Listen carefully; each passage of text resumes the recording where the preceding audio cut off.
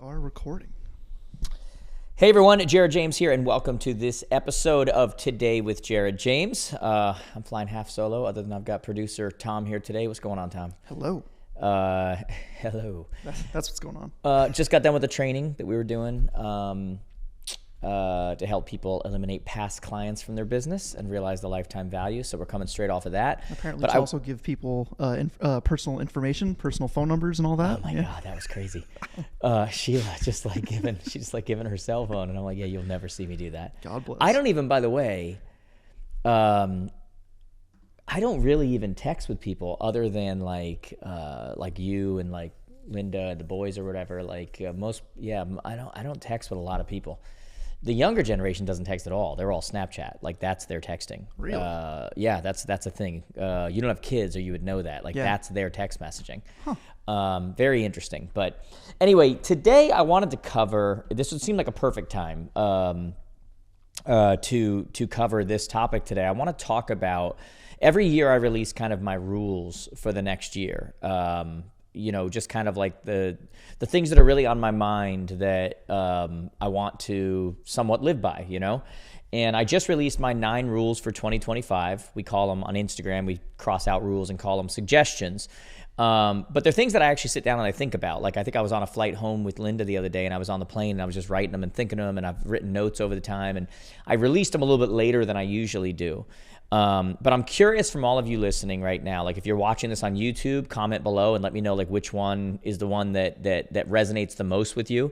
It's sometimes tough to pick though, as you'll see when I start to go through these, because they all kind of depends on what you're going through or what your mood is, or, but it's been really cool for me. I released these on Instagram and a couple other places, and it's been really cool to see like how many people will write me and say, I printed these out and I keep them at my desk, or I was waiting for this. I printed these out last year, and I'm just like, wow, I did not even, sometimes you don't even realize like, the impact that you have with those things. But at the same time, it's also kind of gratifying, because this is something that I do actually spend time on and I think about, So I'm going to get right to these rules, guys. I'm going to make this really simple today. I don't know how long this will go. I don't think it's going to go super long, but my first rule for 2025 was stop letting unhappy people tell you how to be just like them. And I wrote under that, again, you can see these on Instagram or on Facebook or any of these places, but I said, others will use judgment as a sword, but make discernment your weapon. Those are two different things, judgment and discernment. The gap between judgment and discernment is as similar as the difference between knowledge and wisdom. I almost look at it too, and this isn't exactly what I wrote, guys. If you're just listening right now, however you do this, I'm kind of ad-libbing a little bit. But it's almost like I talked about like confidence and arrogance, right? It's one exit. That's kind of how I look at judgment and discernment, And I said, be self-aware enough to judge yourself and confident enough to discern who deserves the privilege of you caring about their judgment. And that's a big one, guys. Like I listed this as maybe my number one, but again, when I go to the other ones, I'm like, yeah, that too. But think about that last line. Be self-aware enough to judge yourself and confident enough to discern who deserves the privilege of you caring about their judgment. That's big, because a lot of times people will say, well, you just can't, I don't care what anybody thinks. That's not healthy, guys. Like you need to care what other people think, but you also need to be able to discern who deserves that caring. Because some people do judge you, but they judge you from a place of love. Like we're supposed to judge things. We're supposed to make judgments. We're supposed to, but there's such a fine line between like the judgment that comes from love and the judgment that comes from your own insecurities. For most people, the judgment they give to people is nothing more of a mirror on themselves of how they really feel about themselves. It's like the older I get, I realize just how insecure everybody is. It's insane. But anyway, number one is stop letting unhappy people tell you how to be just like them. And if you really think about that comment for a second, that's a biggie. Like that is like you have people around you that create these guardrails for you, and they tell you what you should and shouldn't do, and what's responsible and what's not responsible, and what's all these different things. And all they're really doing is saying, is throwing a mirror on the idea that they wish they could do that, or you shouldn't be able to do that if I'm not able to do that, or you shouldn't, whatever.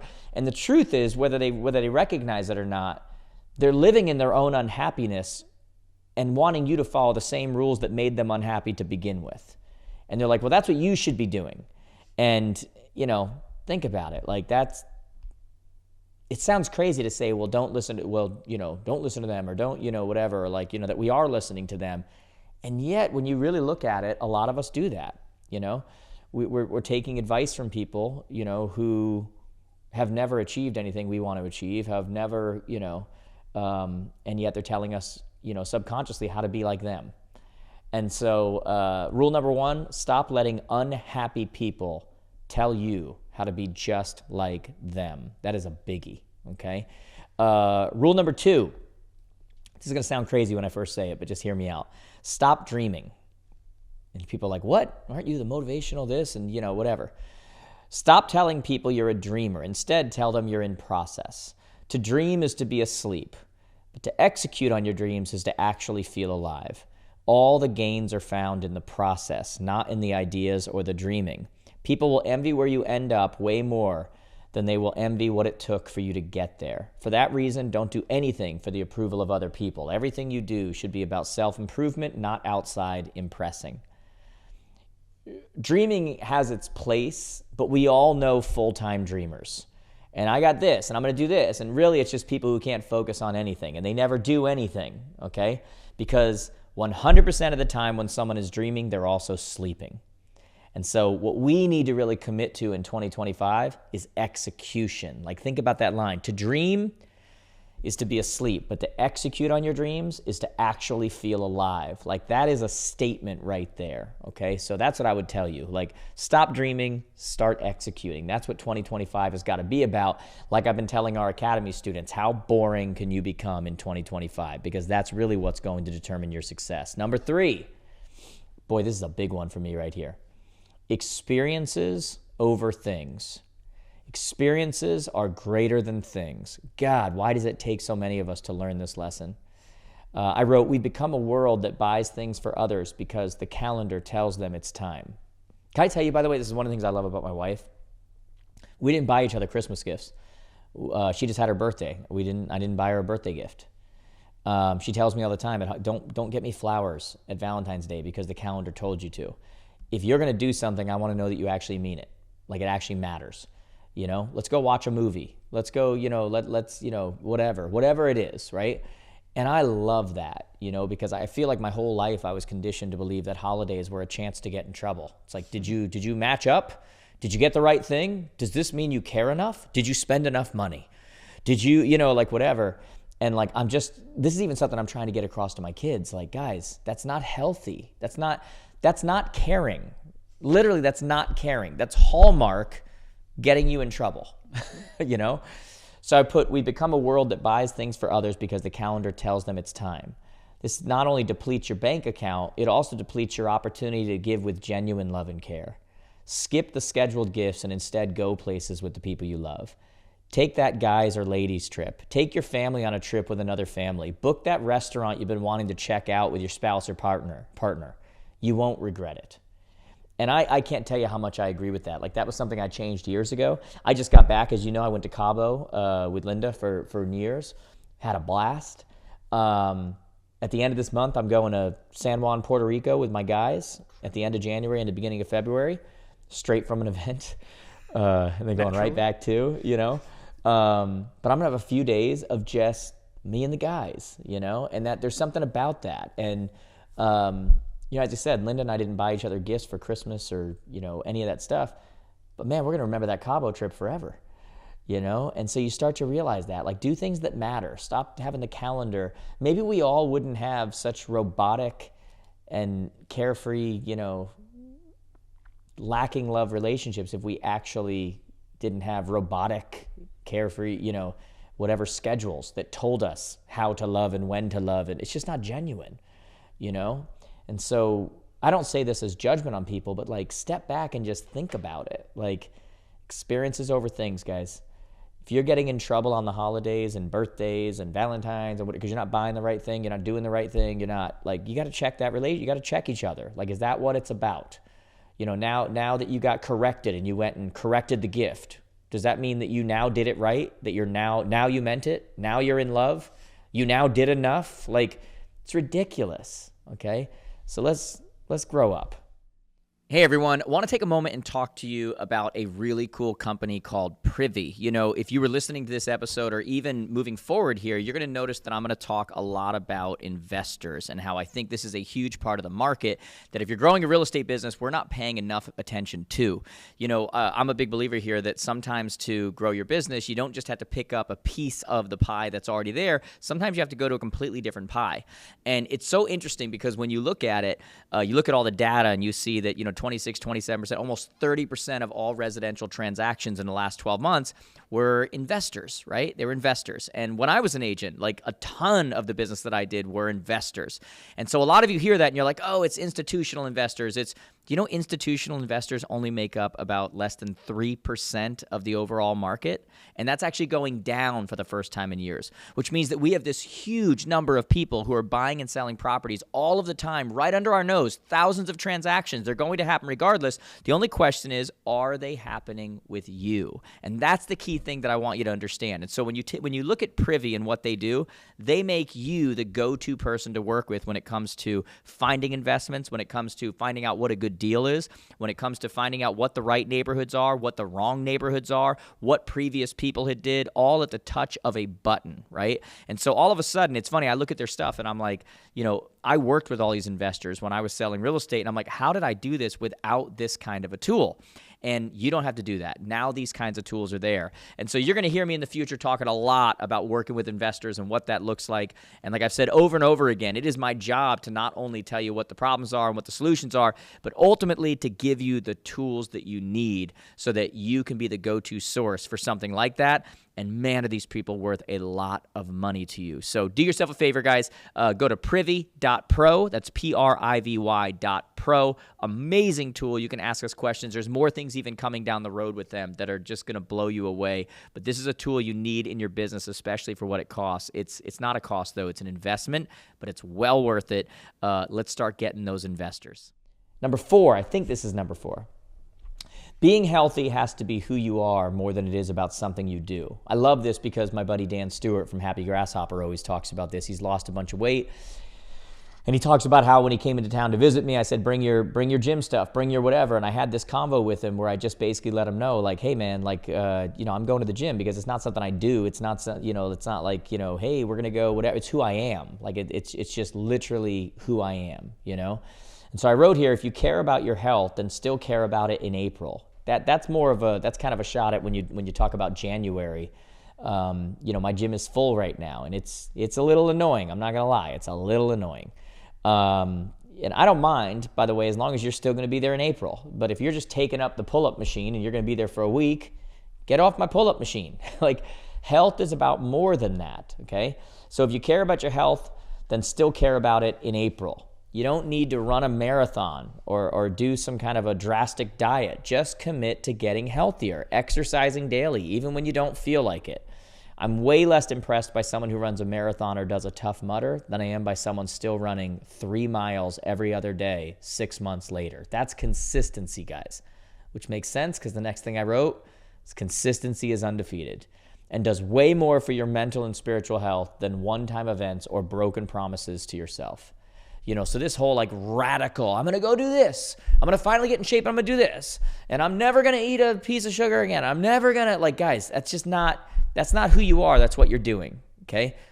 Health is something that needs to become who we are. This is just what we do. Like this is, I don't know how else to identify. This is just, and even when I go off to Cabo and eat and drink like I'm on the Green Mile and gain 8 pounds, when I get back, I'm right back at it. It'll be gone within a week. Like it's just because my body has an equilibrium. It knows that this is who I am. Like that's not who I am. Okay. So being healthy has to be more about who you are than it is something that you just do. Because doing comes and goes. Who are you?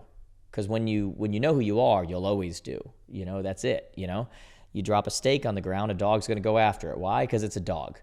Not because it's misbehaving, but because a dog is who it is. Like that's just a different thing. Number 5, I think if I'm listing these correctly, says, this is a good one too. Love the people around you and don't be afraid to tell them. especially the guys out there listening right now. Like, we kind of learned from the John Wayne era, and like, you just, if a dad didn't kill you, it meant they loved you. And it's just not the world we live in anymore, guys. I wrote here, I watch as people engage in an internal tug of war with their spouses and others to try and remain the stronger one or not appear vulnerable or weak. My advice, be vulnerable. That's not weak, it's stronger than you know, and it's what the people around you actually need. Tell them you love them, and instead, compete internally to outserve them and love them up. They will be happier, and so will you. We train people how we want to be treated. This was a big one for me, especially when I went through the divorce, was that the hope in that is that you're not just a constant, mistake or failure or whatever, is that you ultimately learn from what it is that you're doing, and you get better and better and better. Otherwise, what was the point? What did you learn from? And this is something that Linda and I do, is that we actually try to compete with each other on who can outserve the other one. Like, it's not a, you haven't done this for me, I'm not doing that for you.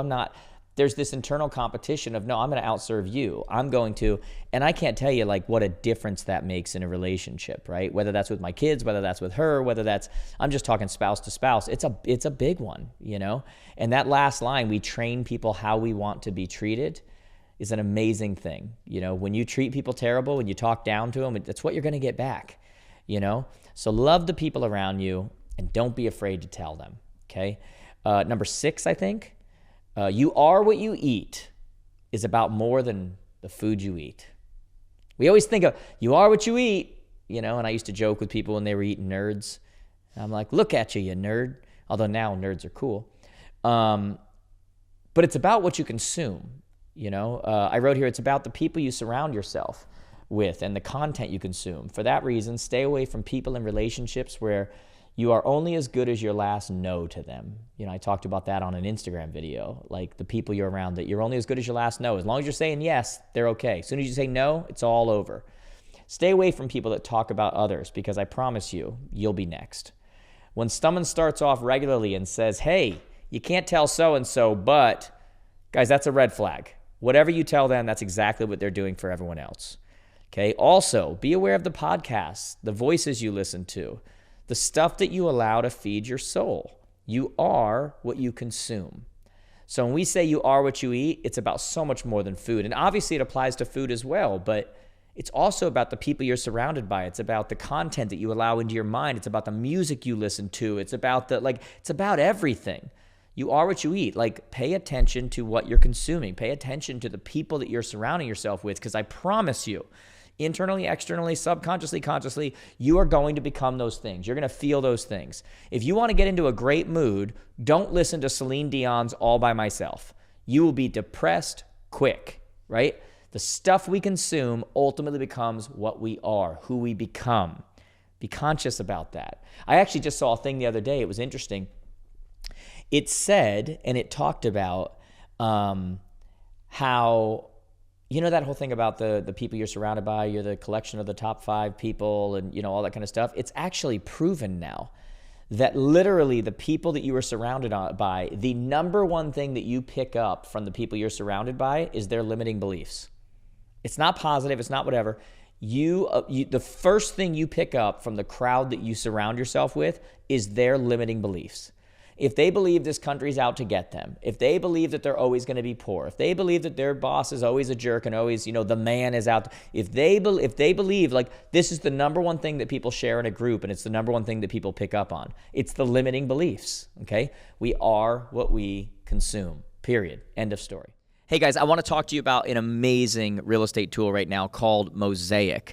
If you want to take your people off of the portals where they're all hanging out and whatever and into your ecosystem, this is the tool that does that. This is a beginning to end, not a CR, it's not another CRM, it doesn't replace that, but it's a beginning to end system that really looks at the lifetime value of your client and looks at every part of that process and takes care of all of it in a way that's completely transparent. So yes, they've got search, they've got transaction coordination, they've got, even for us when we do things like we teach our students the Core 100. They've got the ability to put those people in there, track what's happening, do all of that in an amazing way. But probably the thing that I love about this more than anything is the transparency. You know, in an industry that keeps talking about transparency, and usually when you hear something over and over again, it means that it's not being done at all. This is actually a transparent tool. This is the first tool that I've seen that actually brings the consumer into the transaction. And I think that is the next level of where we are going within this industry. You know, you hear from so many buyers and sellers that, oh, my agent didn't do anything, or I feel like they're not, and there's not this communication going on. This is the first tool I've seen, almost like the early days of .loop where you had that collaboration, but it was just for the document and the signature. They can do that with the transaction now, not only with the clients, but with the vendors, whoever it is, in an amazing way where they can see every step of what's going on. You can write notes to them back and forth. They can see every part of the paperwork and everything and the way that you decide to show it. It's really the next level of what we need to be doing from a consumer experience perspective so they know what's happening. And more importantly, we drive that lifetime value back to you. So if you haven't yet, guys, this is a tool you're going to hear over and over again. You're going to hear me talk about it because, I really think it's my role to not just, define what the problems or solutions are, but provide the tools that will actually get you there. And while so many tools right now are just check the box and just say you have them, this is one yourself, your team, your brokerage. If you're not on it yet, you need to be. This is not the last you're going to hear about this. They're going to grow astronomically, and this is something you need to get on board with if you're going to operate. If you're going to be one of those people that really overcomes and is that top producer in your area, you've got to have the right tools in place, and Mosaik is one of those right now. So do yourself a favor. Go check out mosaik.io, mosaik.io. Again, mosaik.io. You won't regret it, guys. Send us questions if you do, but this is one of those ones that you're going to look back on and remember, amazing tool. Number 7. It's a good one too. I'm looking at this like I didn't write it. I'm like, that's a good one. Some traditions are nothing more than peer pressure from dead people. I freaking love that. Now, I said some traditions, guys. I'm all for some traditions. Some traditions are nice. It's like you do things over and over again, you whatever. Sometimes they become peer pressure from dead people. You are doing things over and over and over again because Aunt so-and-so did and this one did. And we have to do it, even if it's not serving anybody, even if it's no good, even if it's no whatever. Some traditions are nothing more than peer pressure from dead people. That's it. Traditions can be amazing and super important in the foundation of your kids and your loved ones. But when the whole calendar is filled with get-togethers and commitments all year long because it's the way we've always done it, and there's no room for spontaneity or the adventure that awaits, that could have created a new and even better tradition, well, that's a problem. Sometimes the best plans are the ones you never saw coming, but many of us won't ever experience them because they show up disguised as an unscheduled inconvenience. Now, that's the part of that I want you all to hear. Sometimes the best plans are the ones you never saw coming, but many of us won't ever experience them because they show up disguised as an unscheduled inconvenience. That's a good one. Number 8. Now, this is the one that's going to speak to a lot of people, I think. Stop trying to be balanced. It's one of the number one questions I get from people. How do I attain balance? How do I stop it? You are never going to achieve balance. Why? Because it doesn't exist. If you know someone who works in a factory, which is as scheduled as it can get, which is you only work from this time to that time, they are not balanced. Look at their hours, the number of hours they spend in the factory compared to the number of hours they're with their kids. Not balanced. Balance is not a goal to try to achieve. It doesn't exist. Now, I know what you're really asking when you say that, right? It's because you feel out of balance, which is a thing. You feel like you're not giving the things you need to the people around you. You feel flustered. You feel, all of these things, okay? And so I wrote here, nobody you looked up to or idolized growing up was balanced. Nobody got on your poster in your room because they were balanced. They're there because they were obsessed. They're obsessed with their craft, which is why you knew about them.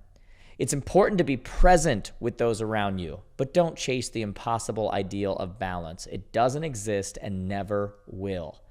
Guys, I just came home after the new year, after doing Cabo with my wife and after whatever, just a crap ton of, I'm still catching up, and I've got so many things right now going on. But when I was in Cabo, other than the early morning when I wake up and she's still sleeping and I knock a few things out, I focused on my wife, our experience, and relaxing. It's not about balance. It's about being present. When I had a crap ton of stuff to do yesterday, but then my kids got home early and wanted to go to dinner early, and we went to Chili's because that's where we've gone since they were little kids. We got a fancy meal at Chili's.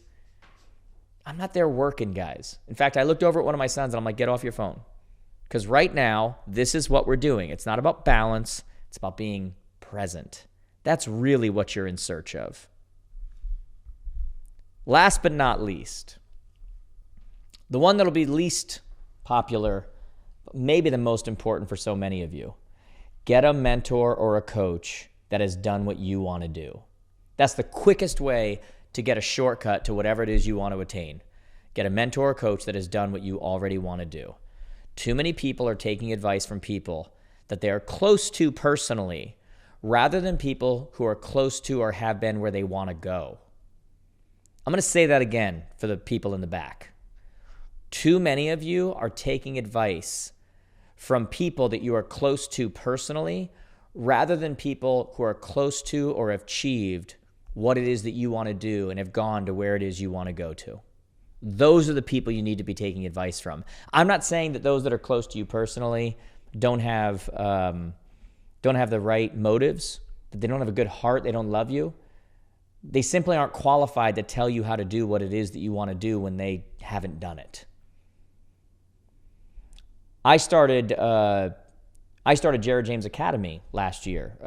We launched it at the Advance to help others get to where they want to get to faster. Because I know that it only takes one great idea, it only takes one great course correction on the path to drastically increasing your growth. It takes one good course correction, it takes one good idea to drastically increase the amount of time it takes to get to wherever it is you want to go, okay?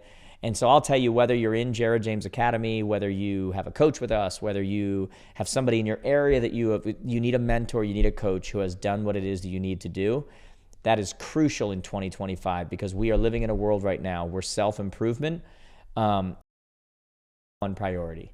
That's who's going to win moving forward. Those that are prepared to do it. There's no more fakers. There's no more whatever. Like, we are now going to operate in a market where the pros are really going to win, and you can't just good personality your way through it now. Okay. We just did a training talking about post-close and strategies to eliminate past clients and to realize the lifetime value of a client. And I see these comments where people are just going, this is incredible. Oh my God, that's incredible. I got to do this. I got to do that, whatever, because it's very practical. It's what a pro would do. And these are all people who are technically pros. They get paid to be in this industry, and yet they're looking at this going, I need to do that. I need to do that. The time has come now to stop being a dreamer and start being somebody who implements, somebody who actually executes. We need to be executors, not in a murderous sense, okay? But we need to be executors, okay? So I hope that's a lot of you that spend your time listening to me. If you've never done it, guys, go to jaredjamestoday.com/academy. For less than $100 a month, you can be in the academy. And you can get live calls. I do live calls twice a month, if not more. We're doing more in the next month because of some stuff that's happened in the industry that I need to do an impromptu call and talk to our academy members because I care about their success. So for the price of, less than going out to dinner, most of the time, jaredjamestoday.com/academy. Whether it's me, whether it's somebody else, get a mentor or coach that has done what it is that you want to do. It is worth its weight in gold. I promise you that. So with that being said, we're kicking off the new year with the 9 things to change in 2025. Maybe our shortest podcast we'll do all this year, but just packed with value, packed with things in there that you can take. I'd love to hear from you guys. What is your favorite? Which one is the one that speaks to you the most? I would love to hear that from you guys. As I always say, I love you guys. Thank you for watching. Thank you for subscribing. I will see you on the next episode, hopefully joined by my beautiful wife, but we shall see. Okay? Yeah. Thank you guys. Love you. See you soon.